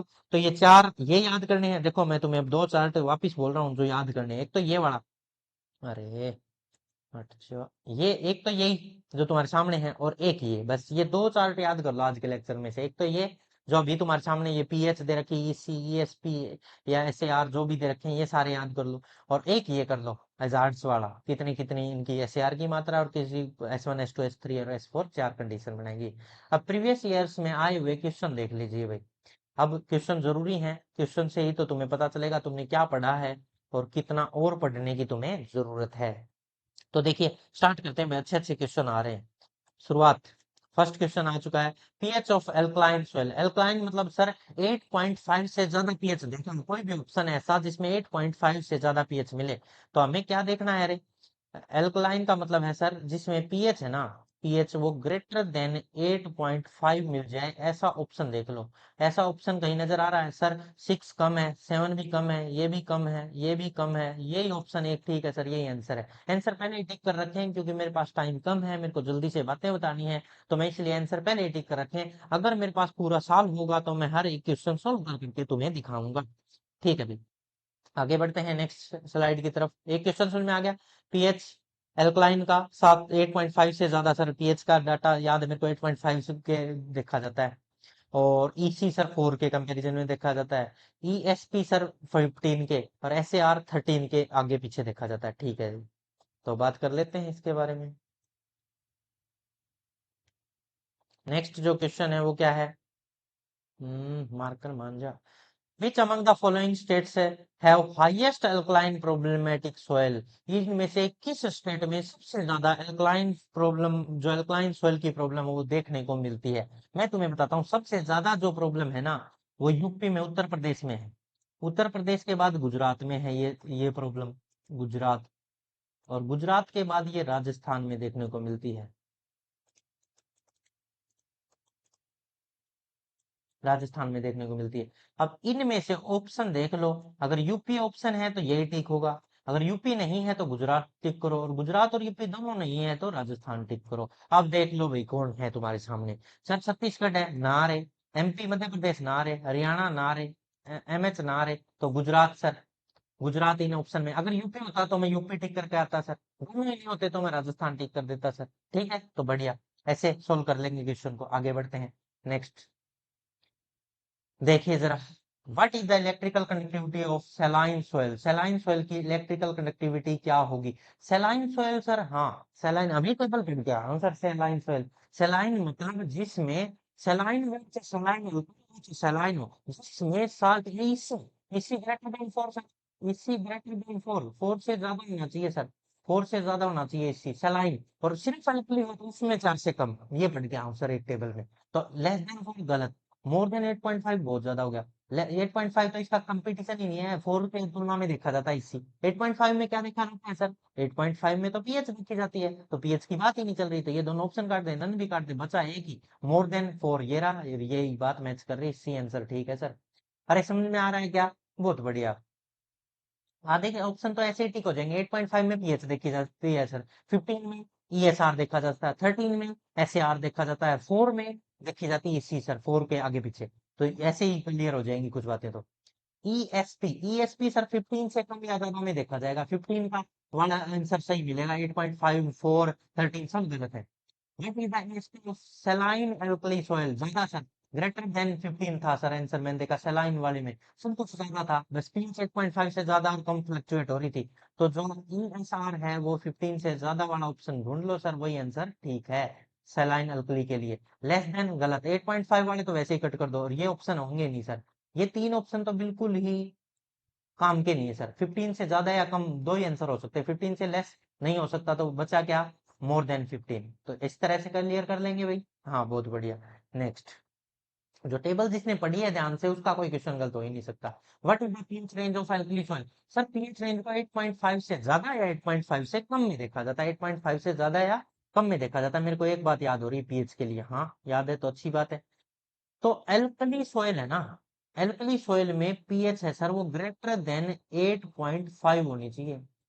ये ऑप्शन ढूंढो अब, ऐसा ऑप्शन नहीं मिल रहा वहां पे, तो अब कैसे सोल्व करूं?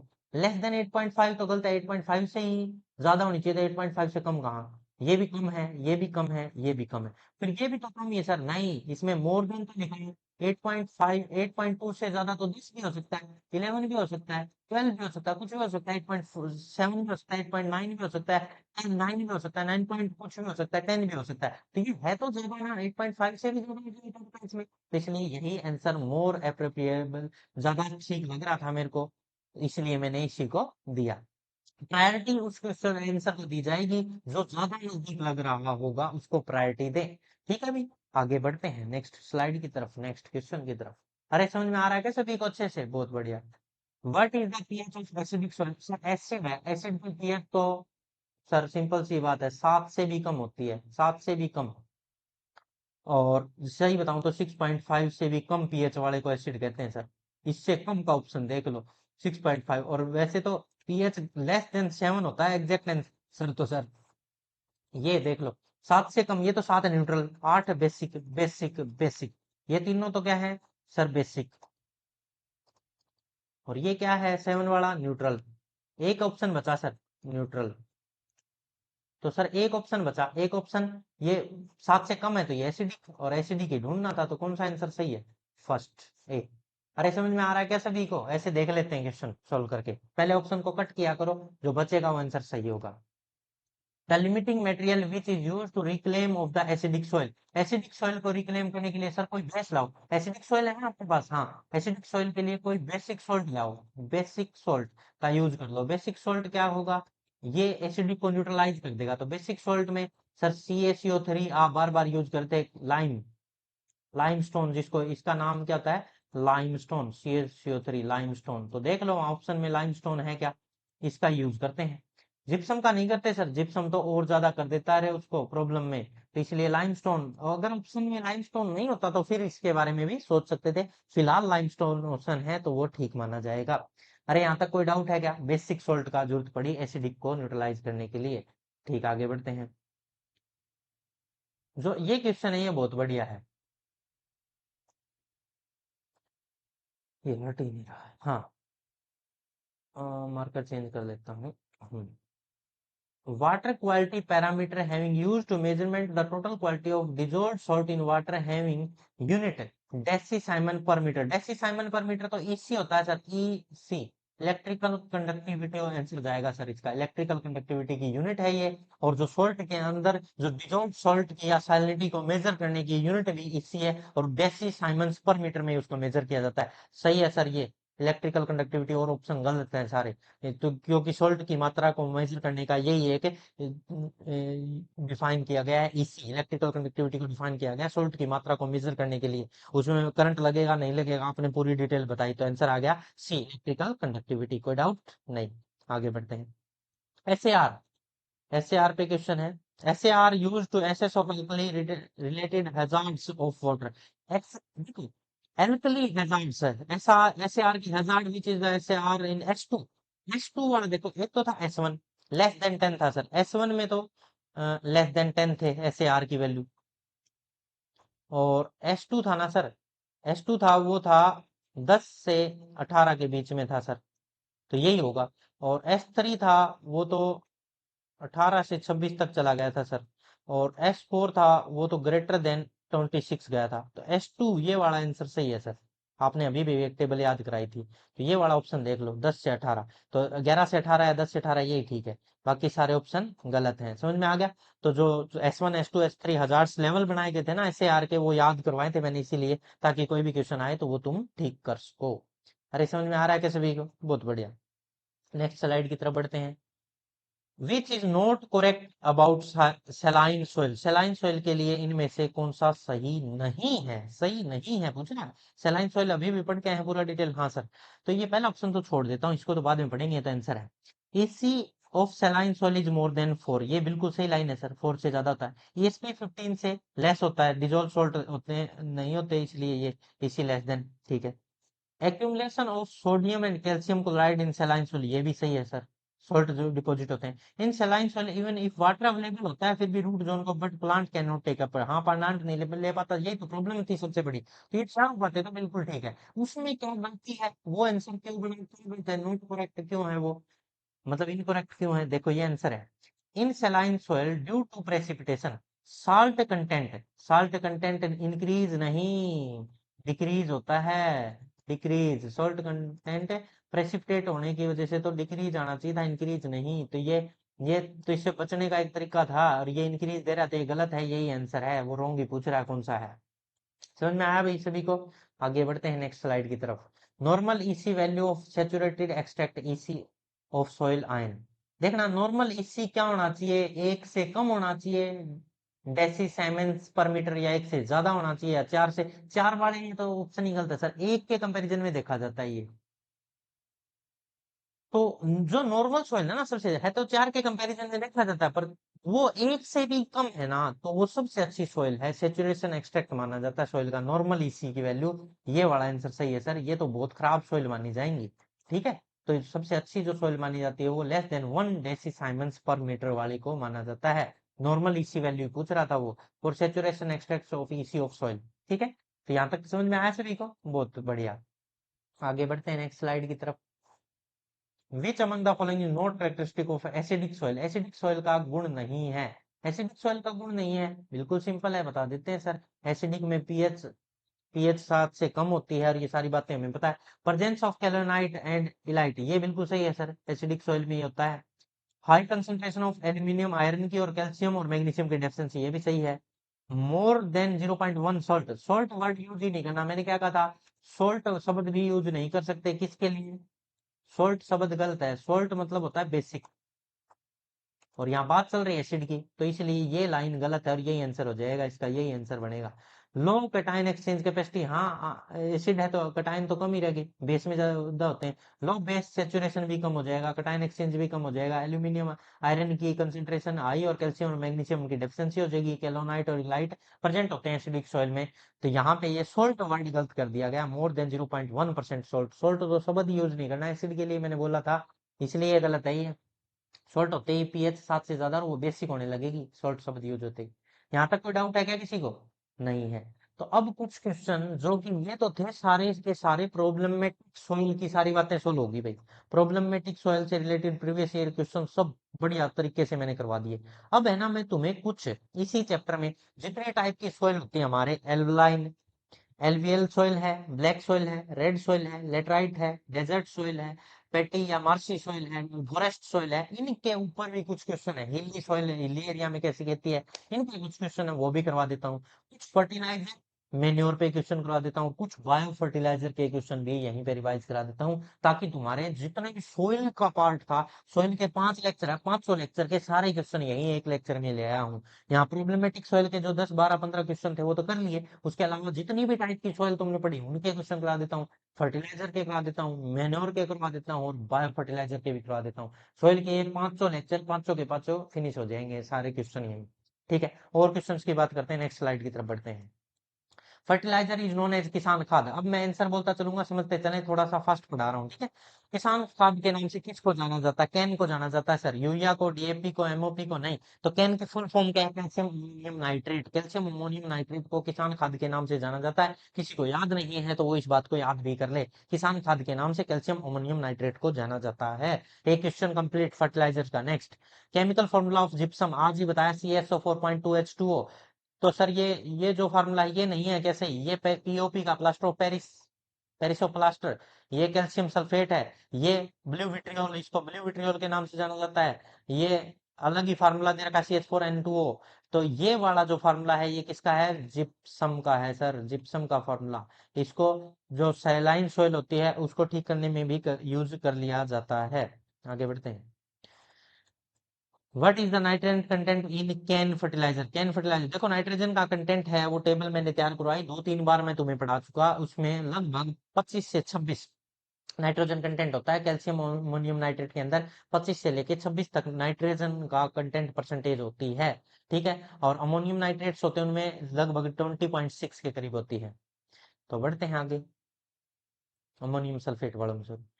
वेरियस फर्टिलाइजर, वेरियस फर्टिलाइजर्स, इसको हटाओ यहाँ से, छोड़। Various fertilizer applied to provide the plant nutrition. What is the nitrogen percentage in ammonium sulfate? Ammonium sulphate में अभी भी 20.6 के करीब करीब 20.6 एग्जैक्ट डाटा है, नाइट्रोजन का कंटेंट पाया जाता है। आगे बढ़ते हैं, next slide. Citrate soluble fertilizer but water insoluble fertilizer. ये देखो, एक थी एमओपी, एक थी डीसीपी और एक थी टीसीपी। जो टीसीपी थी सेकंड वाली, डाई कैल्शियम फोस्फेट वाली, वो वाटर इनसोल्युबल फर्टिलाइजर में आई थी और सिट्रेट सोल्युबलाइज फर्टिलाइजर माना जाता है, डीसीपी। ये याद करने वाले क्वेश्चन, वो टेबल थे ऊपर, तुम फर्टिलाइजर वाला चैप्टर में से पढ़ा है, उनको पता है ये टेबल कहाँ है और कैसे कैसे याद करवाई मैंने। Highest P2O5 consumption in which of the crop? देखो P2O5 होता है ना, फोस्फेट की मात्रा सबसे ज्यादा जो हाइट क्रॉप होती है, हाइट कौन लेता है? गन्ना। गन्ने में सबसे ज्यादा जरूरत पड़ती है P2O5 की, हाइट लेने के लिए और उसका मीठापन होने के लिए जिम्मेवार है। Pesticide property of neem is due to which among the following? नीम में जो पेस्टिसाइड की प्रॉपर्टी होती है, पेस्ट को मारने की प्रॉपर्टी होती है, वो किसकी वजह से होती है? नीम का साइंटिफिक नेम याद करो रे, अजार रेक्टा इंडिका। अजार डायरेक्टा इंडिका है सर। तो अजार डायरेक्टिन ही नाम का केमिकल इसके अंदर होता है, जिसकी वजह से इसमें पेस्टिसाइडल प्रॉपर्टी होती है। बताओ यहाँ तक कोई प्रॉब्लम है क्या? नहीं है। तो आगे बढ़ते हैं। अब जो माइक्रो ऑर्गेनिज्म मतलब बायो फर्टिलाइजर पे भी कुछ क्वेश्चन है, उनको भी देख लीजिए। Which of the following manure is consider as a bio fertilizer? Bio fertilizer के रूप में कौन सी मैन्योर यूज होती है? BGA, blue green algae. कोई, ये तो सारी केमिकल है, या फिर मेन्योर जो तैयार की गई वो है बीजीए लिविंग होती है, ब्लू ग्रीन एल्गी। ठीक है, तो इसका यूज किया जाता है बायो फर्टिलाइजर के रूप में। विच of the following is symbiotic nitrogen fixing bacteria? देखिए, सिम्बायोटिक नाइट्रोजन फिक्सिंग बैक्टीरिया कौन से होते हैं? जो सिम्बायोट मतलब दूसरे के बगैर मार से इसके, लेग्यूम प्लांट सुना है? लेग्यूम, लेग्यूम प्लांट होते हैं ना, उनकी रूट में, उनकी प्लांट की रूट में नाइट्रोजन फिक्सेशन करता है, एन टू फिक्स करता है एक बैक्टीरिया, एन टू फिक्स, और उसका नाम है राइजोबियम। क्या नाम है? राइजोबियम। राइजोबियम नाम का बैक्टीरिया है। ये लेग हेमोग्लोबिन बनाता है और ये एरोबिक बैक्टीरिया है और सिम्बायोट मतलब मिलके उस प्लांट की जड़ों में फिक्स है, एनारोबिक सॉरी, एनारोबिक है और उसके साथ मिलके रहता है हर टाइम। और ये एक सिम्बायोटिक का सिंपल एग्जांपल है जो बिना उसके रह ही ना सके। ठीक है, उसके साथ जुड़ा ही रहे। सिम्बायोटिक बायोफर्टिलाइजर इन सिरल ग्रेन और ग्रासेस। देखो यहाँ पे इसका आंसर एजिटोबैक्टर हो सकता था, परंतु इसने सिरल ग्रेन्स और ग्रासेस की कंडीशन लगा दी, इस वजह से जो इसका आंसर है वो एजोस्पाइरिलम चला गया।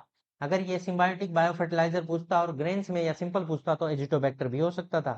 ठीक है, पर फिलहाल एजिटोबैक्टर तो फ्री लिविंग होता है सर, राइजोबियम हो जाता सिम्बायोटिक बायोफर्टिलाइजर। पर अभी फिलहाल इसने ये लेग्यूम प्लांट में पूछता तो क्या होता, लेग्यूम्स में पूछ लेता तो राइजोबियम। पर और पेडी पेडी में पूछता ये तो क्या होता, साइनोबैक्टीरिया होता सर। अब इसने सिरल्स और ग्रासेस में पूछा तो एजोस्पाइरलम, पेडी में पूछता तो साइनोबैक्टीरिया, और राइजोबियम कब होता जब ये लेग्यूम्स में पूछता, और फ्री लिविंग होता तो एजिटोबैक्टर होता, और फंगस की पूछता तो वीएम आंसर जाता। फिलहाल इसने ग्रासेस और सिरल्स में पूछा तो एजोस्पाइरलम आंसर जाएगा। सही है, वो टेबल पूरी याद करो जो मैंने बायो फर्टिलाइजर पढ़ाया उस टाइम, 2 टेबल करवाई और कहा इन्हीं से क्वेश्चन आएगा, इन्हीं से आएगा, और ये आए हुए क्वेश्चन देख लो। हाँ, तो आगे बढ़ते हैं। सारे लेक्चर देख के आओ पीछे प्रीवियस जो भी हो चुके। तो अभी फिलहाल थैंक यू कहने का टाइम नहीं है, और भी बहुत सारे क्वेश्चन हैं जो मेरे को करवाने हैं, मैं बता देता हूँ तुम्हें, देखते चलो। कुछ और भी क्वेश्चन बाकी हैं जो हमने प्रीवियस चैप्टर्स में, जितनी भी टाइप के एलवीएल, ब्लैक सोइल, ड्रैगन जिसमें कपास सबसे ज्यादा होती है, महाराष्ट्र गुजरात में मिलती है ब्लैक सोइल, ब्लैक सोइल में सेल्फ प्लॉगिंग की कंडीशन पाई जाती है। ऐसे पढ़े थे क्या ब्लैक सोइल के बारे में? और ऐसे ऐसे बहुत सारी सोइल्स के बारे में पढ़ा था सर हमने। और red soil, desert soil, marshy soil और फॉरेस्ट सॉइल, ये सब पढ़ाई आपने, तो इन पे तो क्वेश्चन नहीं करवाए, तो ले आज क्वेश्चन देख, इन पे भी क्वेश्चन करवा देता हूँ तेरे को बहुत सारे। ये रहे वो क्वेश्चन, शुरुआत करता हूँ इनकी कहाँ से होते हैं और करवाता हूँ तेरे को बहुत सारे, लगभग 15 क्वेश्चन और प्रैक्टिस करवा देता हूँ, इन्हीं में से आएगा कोई ना कोई क्वेश्चन तुम्हारे एग्जाम में। देखता, फर्स्ट क्वेश्चन, देखो भाई क्वेश्चन में क्या पूछा गया है। फर्स्ट क्वेश्चन है विच soil is develop in area with high temperature and high rainfall. ऐसी कौन सी सॉइल है जहां पे बहुत ज्यादा टेम्परेचर और हाई रेनफॉल होता हो। ऐसी लेटराइट सॉइल पढ़ाया था मैंने। लेटराइट सॉइल में सबसे ज्यादा टेम्परेचर होता है और वहां पे बहुत ज्यादा बारिश भी होती है। लेटराइट सॉइल जिसको जिसके मधुमक्खी के हनीकॉम्ब लाइक स्ट्रक्चर वाली लेटराइट सॉइल हनीकॉम्ब के छत्ते जैसी नजर आती है। लेटराइट और रेड देखने में रेड होती है। ये पढ़ाया था मैंने, ध्यान देंगे इस बात पे। हनीकॉम्ब जैसी दिखाई देने वाली जो लेटराइट सॉइल थी वहाँ टेम्परेचर हाई होता है और रेनफॉल भी अच्छा खासा होता है। सर आपने बताया था तो इसका आंसर याद हो गया, समझ में भी आ गया। और पहले जाके जो सोइल के टाइप पढ़ाए गए टाइप ऑफ सोइल्स वो वाला पढ़ के आए तो सारे वैसे भी कवर हो जाएंगे। The water holding capacity of different type of soil decreasing in order. देखो मैं तुम्हें तीन चीजें दी गई यहाँ, क्ले स्लेट और सैंड। सबसे ज्यादा पानी इकट्ठा खड़ा किसमें हो सकता है, क्ले में सर। सबसे ज्यादा क्ले इकट्ठा कर सकती है पानी, इससे ज्यादा कोई नहीं कर सकती। दूसरे नंबर पे स्लिट में भी थोड़ा बहुत हो सकता है, स्लिट। ठीक है सर। और सैंड तो करती ही नहीं, पानी नीचे चला जाता है तुरंत, परकोलेट हो जाता है और नीचे चला जाता है, उसके अंदर ठहरता ही नहीं, वाटर होल्डिंग कैपेसिटी ना के बराबर है। तो ये ऑप्शन वही ठीक है। अब इनमें जो भी ऑप्शन में सबसे पहले कले होनी चाहिए और सबसे पीछे सैंड होनी चाहिए, वो आंसर सही, स्लिट बीच में। ठीक है जी, ये हो गया कवर। आगे बढ़ते हैं नेक्स्ट क्वेश्चन की तरफ। Next slide. Which is the largest and most important soil in the India. India में सबसे ज्यादा मिलने वाली जो हमें Ganga Indo magnetic Thar plain में फैली हुई, सबसे ज्यादा फैली हुई, जहाँ यूपी में सबसे ज्यादा मिलने वाली पहाड़ों से आने वाली रिस रिस के, वो है एल्वियल सोइल, जलोढ़ मिट्टी जिसको कहते हैं। ये सबसे ज्यादा उर्वरक फर्टिलाइज है, इसकी उर्वरक क्षमता सबसे ज्यादा मानी जाती है। इसमें कुछ भी उगा लो, हर चीज उगाई जा सकती है। एलुवियल सॉइल, और सबसे ज्यादा पूरे इंडिया में सबसे ज्यादा मिलने वाली सॉइल भी एलुवियल सॉइल है। इसके इसके अंदर हर फसल को उगाया जा सकता है। ये पहाड़ों से रिस रिस के आती है। ठीक है। कैंकर और बेंगुर दो फॉर्म भी मानी जाती है, उनके बारे में भी पढ़ा रखा है मैंने, फुल डिटेल बता रखा है। ठीक है। आगे बढ़ते हैं। एलुवियल सॉइल मोस्ट इंपोर्टेंट, सबसे ज्यादा फर्टिलाइज्ड सॉइल, सबसे ज्यादा मिलने वाली सॉइल, और यूपी में सबसे ज्यादा होने वाली सॉइल। ठीक है। और अलग अलग टाइप की मिलती है, और इसका जो ऑर्डर है वो इंसेप्टिसोल है। इंसेप्टिसोल भी, एंटीसोल भी मिलता है थोड़ा बहुत, एल्फोसोल भी मिलता है। ठीक है, पर इंसेप्टिसोल। रेगर, रेगर मतलब होता है सर कपास, कॉटन। रेगर का मतलब ही होता है कॉटन, कपास। और ये काली मिट्टी महाराष्ट्र और गुजरात में सबसे ज्यादा होती है सर। रेगर मतलब है सर कॉटन, कॉटन। कॉटन मतलब हिंदी में कहूँ तो कपास। और ये सबसे ज्यादा होती है सर काली मिट्टी में। ये कहाँ होती है, काली मिट्टी में। और काली मिट्टी को इंग्लिश में क्या बोला जाता है, बता दो। इसको ब्लैक सॉइल कहते हैं सर। आंसर भी क्या है, ब्लैक सॉइल है। और ब्लैक सॉइल कहाँ सबसे ज्यादा मिलती है, महाराष्ट्र में। महाराष्ट्र में सबसे ज्यादा, और दूसरे नंबर पे सर गुजरात में। गुजरात में भी बहुत ज्यादा मिलती है। तो ये सारी बातें क्लियर होगी। तो ब्लैक सॉइल को रेगर, रेगर मतलब होता है कपास, कॉटन, और ब्लैक सॉइल में कॉटन के लिए काली मिट्टी सबसे अच्छी मानी जाती है। ब्लैक सॉइल का कलर है वो ब्लैक है तीन चीज से, ह्यूमस से, आयरन से, और एल्यूमिनियम की वजह से। यहाँ ऑप्शन खाली छोड़ा गया, ह्यूमस और आयरन तो लिखा हुआ है, डैश के में आ जाएगा एल्यूमिनियम। तीनों की वजह से सोइल ब्लैक है, वो ब्लैक ही होती है। ब्लैक सोइल ब्लैक क्यों होती है, क्योंकि उसमें ह्यूमस होता है, आयरन होता है, और एल्यूमिनियम होता है। तो समझ में आ गया भाई सभी को, ब्लैक सोइल ब्लैक क्यों है, क्योंकि उसमें एल्यूमिनियम, आयरन और ह्यूमस बहुत ज्यादा होता है। ठीक है सर। नेक्स्ट बात करते हैं किसकी। ये देखो क्या दिखाया गया है, ये डायग्राम पे भी ध्यान देना थोड़ा सा। ये दरारें दिखाई दे रही सर, सेल्फ लॉगिंग अपने आप ही, जिसमें टीनेज प्रोसेस होता हुआ नजर आता है, सेल्फ लॉगिंग। ये ब्लैक सॉइल में सबसे ज्यादा होती है सर। ब्लैक सॉइल में सबसे ज्यादा महाराष्ट्र गुजरात में होने वाली ब्लैक सॉइल, जिसमें रेगर कपास सबसे ज्यादा होती है। तो रेगर और ब्लैक दोनों वर्ड यूज किए गए, तो दोनों आंसर सही है सर ये। और दोनों के लिए ऑप्शन बनाएगा D, both B and C. Red बिल्कुल गलत। समझ में आया। तो ये जो ब्लैक सोयल दिखा रखी है हमें, इसमें सेल्फ लॉगिंग अपने आप ही दरारें आने लगती हैं। ये जो ठंड, जब इसको नमी मिलती है, पानी मिलता है या ठंड होती है, तब तो ये क्या होती है, कॉन्ट्रैक्ट होने लगती है, नहीं स्वेलअप होने लगती है नमी मिलती ही। और नमी सूखा पड़ता है तब ये क्या होने लगती, कॉन्ट्रैक्ट, और इसमें दरारें, क्रैक्स पड़ते हैं। और इसको ब्लैक सोयल की प्रॉपर्टी है, क्रैक्स पड़ने को सेल्फ लॉगिंग कहते हैं। थोड़ी बहुत लेटराइट सोयल में भी ना के बराबर देखने को मिलती है, पर ज्यादा यहाँ ब्लैक और रेगर सोयल में ही देखने को मिलती है सेल्फ लॉगिंग। ना के बराबर लेटराइट सॉइल में भी सेल्फ लॉगिंग देखी जाती है थोड़ी बहुत। ठीक है। आगे बढ़ते हैं नेक्स्ट स्लाइड की तरफ। समझ में आ रहा है भाई सभी को, बहुत बढ़िया। Next, soil of these texture class having minimum water holding capacity. ऐसी सॉइल जिसमें मिनिमम वाटर होल्डिंग कैपेसिटी हो, पानी को होल्ड ही ना कर सके। अभी तो बात हुई थी सर, सबसे अच्छी तो मानी गई थी क्ले, वाटर होल्डिंग के लिए सर क्ले सबसे अच्छी, क्ले के बाद सर स्लिट, और स्लिट के बाद सर सबसे घटिया सॉइल जो पानी को नहीं रोक सकती वो है सैंड। तो सैंड वाला आंसर चला जाएगा सर। सैंड में वाटर होल्ड करने की कैपेसिटी ना के बराबर होती है, वो नहीं कर सकती, परकोलेट होके सारा का सारा नीचे चला जाता है वाटर। हाँ भाई, कोई डाउट यहाँ तक नहीं? नेक्स्ट स्लाइड की तरफ बढ़े। विच of the following type of soil has minimum water retention capacity? अभी अभी तो बात करी सर सैंडी, तो सर सैंडी तो दो दो जगह लिखा हुआ है यहाँ, लोमी सैंडी और एल्वियल सैंडी। एल्वियल सैंडी, लोमी सॉइल में 50% सैंड और 50% कले होता है, तो वो वाटर को कुछ अमाउंट को होल्ड कर सकती है। एल्वियल तो सारे को नीचे बहा देती है, तो एल्वियल सॉन्डी, सैंडी सॉन्डी नहीं सैंडी। ठीक है, आगे बढ़ते हैं नेक्स्ट स्लाइड की तरफ।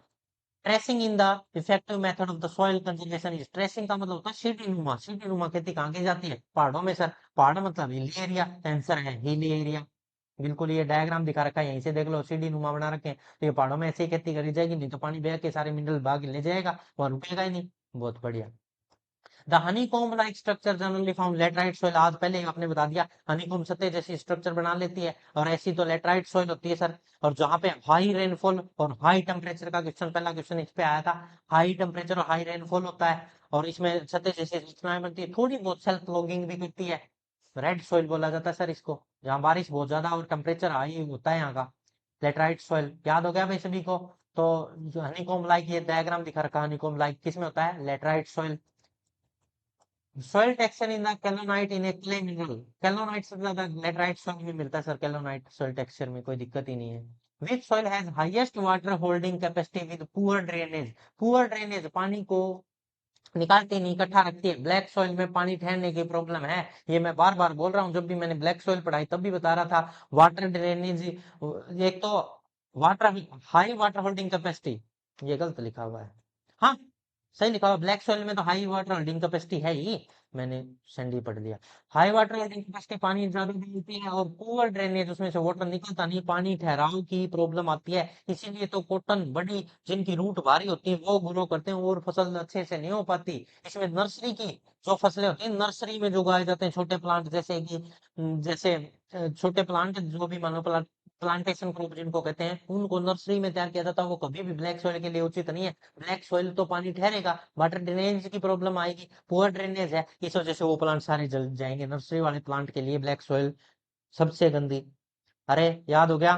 तो ब्लैक सॉइल के अंदर पुअर ड्रेनेज है, और वाटर होल्डिंग बहुत ज्यादा होती है, पानी को ठहराए रखती है, वाटर लॉगिंग की कंडीशन आ जाती है। ठीक है sir. Which soil is maximum in हिली गैंगेटिक प्लेस, गंगा वाले प्लेस में, मतलब यूपी, यूपी गंगा, गंगा मतलब एलवीएल सॉइल, जलोढ़ मिट्टी, सबसे ज्यादा पूरे भारत में पाई जाने वाली मिट्टी, सबसे ज्यादा फर्टाइल मिट्टी, हिली एरिया में गैंगेटिक प्लेन्स में मिलने वाली मिट्टी, यूपी में सबसे ज्यादा मिलने वाली मिट्टी एलवीएल सॉइल, याद। आगे बढ़ते हैं। वर्टी सॉइल अंडर किसका होता है? वर्टी सॉइल सिर्फ ब्लैक सॉइल का होता है, देखने की जरूरत नहीं होती। और ब्लैक सॉइल कहाँ सबसे ज्यादा? दो स्टेट में, महाराष्ट्र गुजरात, और इनमें से भी ऑप्शन आपने पहले नंबर पे महाराष्ट्र, दूसरे पे गुजरात, तो ऑप्शन देखो, महाराष्ट्र गया, गुजरात नहीं गया। क्यों? गुजरात भी जा सकता था, अगर वो ऑप्शन में महाराष्ट्र नहीं होता तो गुजरात करना पड़ता। वर्टिसोल क्वेश्चन पूछने का तरीका कितना अच्छा है बंदे का। वर्टिसोल ऑर्डर, वर्टिसोल ऑर्डर का मतलब ये बात कर रहा है ब्लैक सॉइल की, जिसमें कॉटन, रेगुर, रेगर भी जिसको बोला जाता है, या कपास जिसमें होती है, और कपास किसमें होता है? काली मिट्टी में होती है, ब्लैक सॉइल में। और ये कहाँ कहाँ ज्यादा मिलती है? एक तो महाराष्ट्र, और दूसरा नंबर पे गुजरात। समझ में आया? तो अगर ये ऑप्शन, तो ये सही, और ये होता, अगर ये महाराष्ट्र नहीं होता तो गुजरात आंसर टिक करके आ जाता है सर में। हाँ बिल्कुल बढ़िया। नेक्स्ट स्लाइड की तरफ बढ़ते हैं। समझ में आ रहा है ना सभी को? बहुत बढ़िया। Horticulture necessary soil should be well drained, zone में पानी नहीं ठहरना चाहिए। विच of the following type of soil is not suitable for necessary, अभी तो बताया, नर्सरी में तो पानी ठहरना ही नहीं चाहिए। और ब्लैक सॉइल में क्या होता है? कॉटन वाली सॉइल में पानी ठहरता है, पुअर ड्रेनेज है सर, वाटर होल्डिंग कैपेसिटी सबसे ज्यादा है ब्लैक सॉइल की, उसमें पानी ठहरने की प्रॉब्लम है, तो नर्सरी के लिए सबसे गलत सॉइल मानी जाएगी ब्लैक कॉटन सॉइल। समझ में आया भाई? What is the outline of vertisol? Sir black soil, vertisol, ये पूछने का तरीके बदलता है हर बार। और ये प्रॉब्लमेटिक सॉइल आज का जो हमारा टॉपिक था ये कवर कर चुके हैं हम पूरा। और पिछले जो प्रीवियस लेक्चर थे वो भी रिवाइज करवा दिए, सभी के क्वेश्चन प्रैक्टिस करवा दिए मैंने।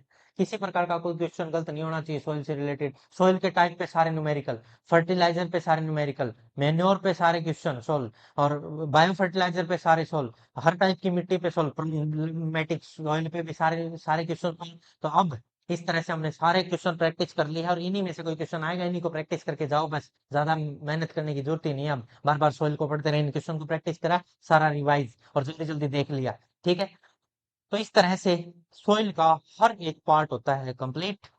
मिलते हैं नेक्स्ट लेक्चर में।